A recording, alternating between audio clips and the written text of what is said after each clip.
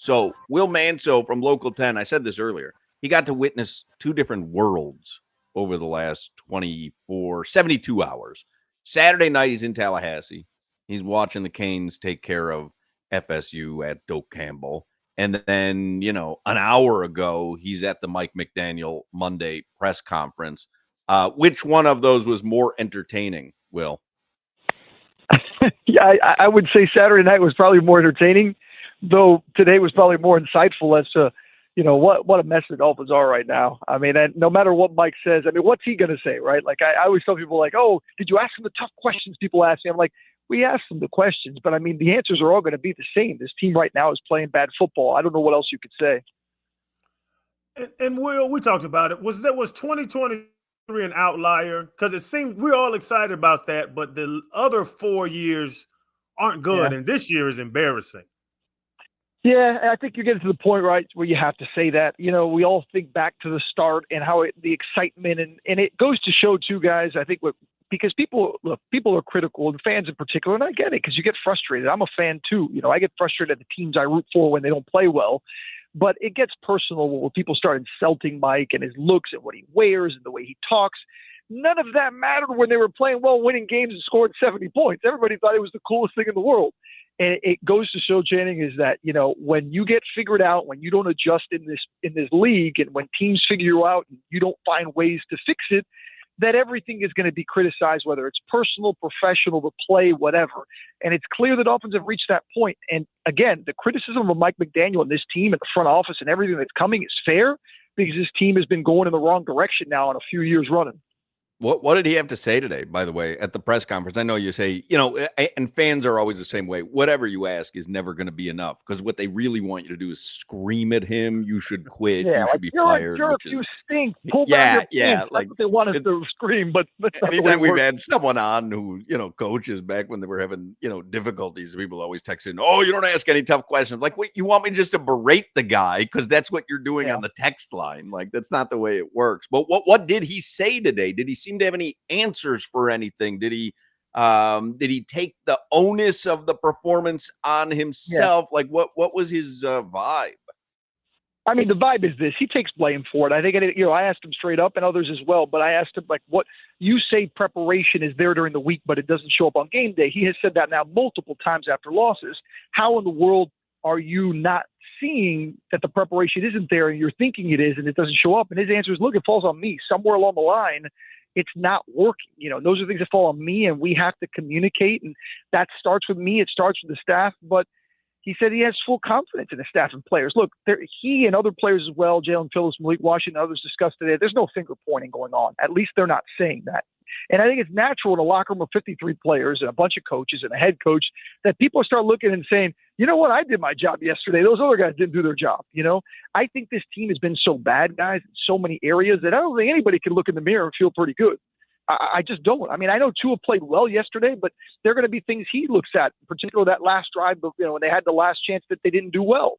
There isn't a single player on this team can wake up in the morning and say, I'm doing great. I don't care about anybody else. They got to figure it out, because right now collectively, and this is what McDaniel said, starting with himself, they're not doing enough, and they need to find a way to do something to change this. And did he say anything about the run defense? Because giving up 100 is not bad.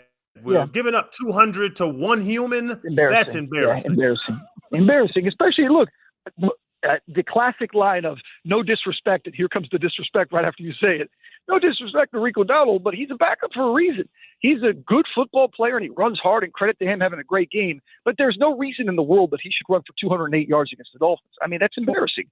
So to answer your question, Channing, he said that a lot of it stemmed from communication. It's not an individual that's not doing their job. It's maybe an individual and a group thinking they're doing their job, but they're being told the wrong thing. So it's almost like the coaches and the players, they're not seeing eye to eye on certain things in a communication way that's leading to mistakes on the field. And they have to look at the film, and they did today, and say, okay, where are things getting lost in translation where that guy's not on his assignment, this guy's not on his assignment, and then it causes total miscommunication on where things need to be. To his credit, again, I'll say it over and over, they take the blame. He takes the blame. Weaver and those guys as a staff need to make sure their players in the right position, but also as individuals, as players, you need to know where your assignment is. And you can't just leave your assignment or not be where you need to be because it leads to the mess that we saw yesterday.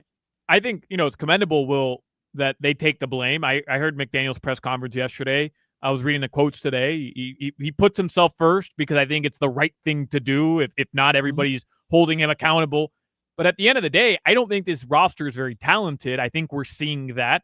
It's part of what you were just talking about.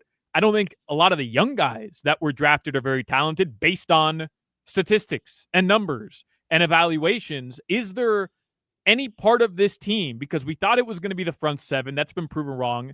Is there any part of this team where you look at and you say, that's something you can build with moving forward? Maybe Devon Achane, right? Is that the only player?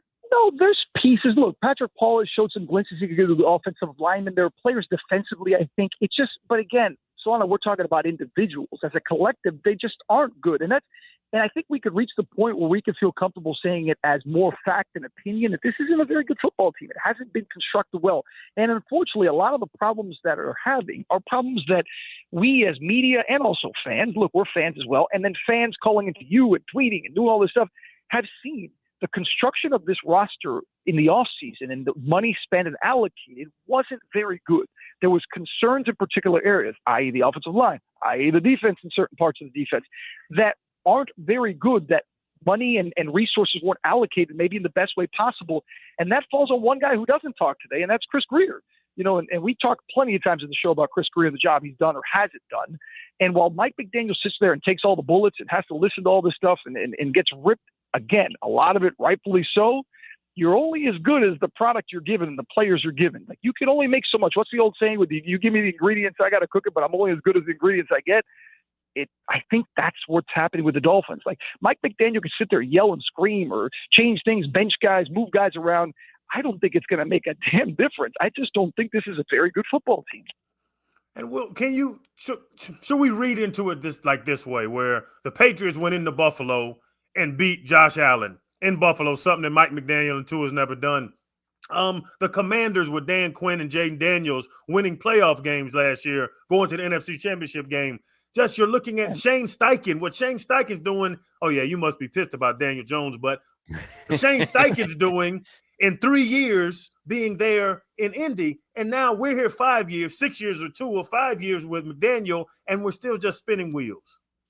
Yeah, and I think that's a great point, because I think that's where you look. And look, I look at it from a Giants perspective. Brian Dable, people talk about the job he's done or hasn't done and whether he's lost the locker. None of it matters. He's not getting the best of his players, whatever it is. Your job is to get, again, those ingredients that you have, that roster you have, and try to make the most of it. They're not maximizing. Whatever talent they have is not being maximized.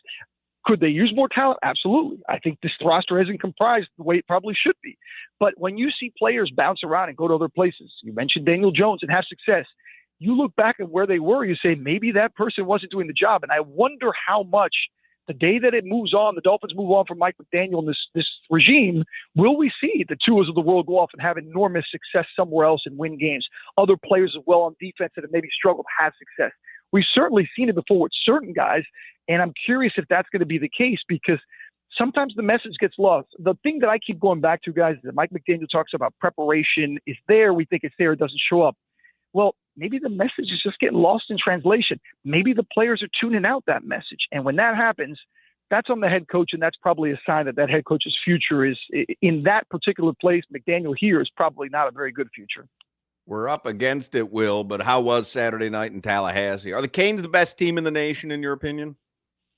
I think them and Ohio State. I mean, I think I look at those two teams. I think that because they have, I think, the best balance. I think they have the best as far as offense, defense, special teams, all the areas, the depth. The Canes have finally reached that point where they have it. I do think they're one of the best teams in the country. I think they show it. Obviously, the one thing they need to do, and they haven't shown it enough, is the killer instinct, that mentality to really put away teams. Sometimes that's easier said than done. Like there was a lot of criticism from fans again about Mario and down in the fourth quarter. I honestly, guys, didn't see anything that bothered me that much. Your line, your bread and butter is that big line you built. Their job and what you expect from the grind out Florida State and get yards and first downs in the fourth quarter. It didn't happen, and that's okay. Credit to the Noles. I don't think it was a coaching issue. I don't think it was they didn't try it. However, issue. I think there's just a mentality that they're going to get as it goes along, where they just have to just impose their will and finish teams, because more often than not, they're going to be the better football team to the opponent on the field. And I think that's been the case in every game this year. And I think that's going to be the case in pretty much every game until they get to the college football playoffs. I saw on your social media you went to Waffle House twice up in Tallahassee. No, three, Lori and three, I went to Waffle three House times. driving home from Tampa yesterday. That's Oh, good yeah. stuff there. 3 times, but I will say this: I kind of cheated because our hotel parking lot was connected to a Waffle House, so it was the easy. I That's the just sign rolled of out a of great bed and rolled hotel. to the Waffle Yeah. House. Oh, of That's course. how I You judge see it, hotels. Yeah. Mount Tallahassee. It's just I rolled out of bed, I rolled into the Waffle House, and then I left to the stadium. That was my itinerary. I would get that all-American breakfast, the one that's hash brown, scrambled eggs, the waffle, obviously. The first day I got just plain waffle, then I went peanut butter because I love a good peanut butter on a waffle. Interesting. Yeah. And sausage. Yeah. Their sausage happens to be delicious. I'm not a big sausage guy, but they make the patties. I like a patty over the link, and their sausage is fantastic. Yep, $13.99 too. Listen, the company was very happy when I turned that expense report today. They're like, "You spent $100 in eating for 2 days? That's awesome for 4 meals." Did you guys see what? I was going to ask, what does he eat? Grits. I have had grits and I don't mind them, but I always get hash browns instead when I'm there, because they give you the option, like, do you want grits or hash browns? I'm like, no, I'm a hash brown guy. Yeah, Waffle House, you got to do the hash browns and maybe smothered and covered, Crowder. I can't see it. Post 50, I can't do smothered. If not, I'm going to be smothered in the bathroom. I can't be smothered. You'd have missed the game.